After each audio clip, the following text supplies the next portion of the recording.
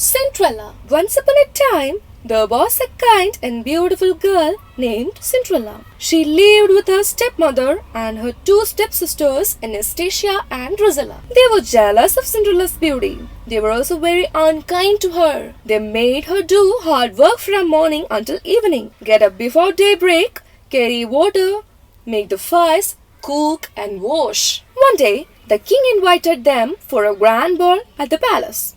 The king wanted his son to find a bride, so every young woman in the kingdom was invited, including Cinderella. She begged her stepmother to allow her to go, but the stepmother did not want her to go. She scolded her and went to the ball with her daughters. Cinderella felt very sad and began to cry. Suddenly, a fairy godmother appeared and said, "Don't cry, Cinderella. I will send you to the ball." The fairy grandmother waved her magic wand and changed Cinderella's old clothes into a beautiful new gown. She then touched Cinderella's feet with the magic wand. She had beautiful glass slippers. Similarly, she waved her magic wand and created a golden carriage from pumpkin and 4 shiny black horses also to ride the carriage. Cinderella became very happy. The fairy godmother said, "Cinderella, this magic will only last until midnight. You must reach home by then." Cinderella was received at the king's palace with a great respect.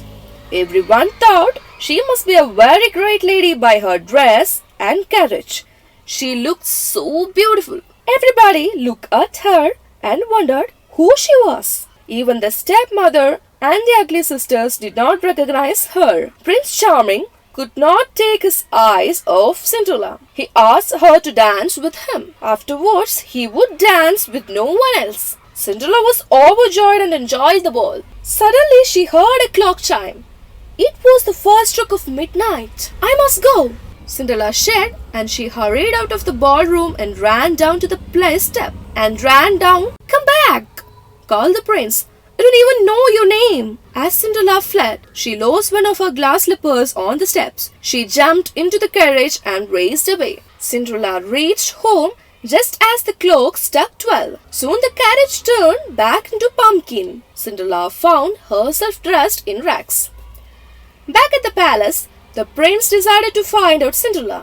He found the glass slippers that had come off Cinderella's foot. The prince said, "I will find her. The lady whose foot fits the slippers will be the one I marry." The next day, the prince and his servants took the glass slippers and went to all the houses in the kingdom. Every young lady tried to squeeze her foot into it, but it didn't fit any of them. The prince and his servants reached Cinderella's house also.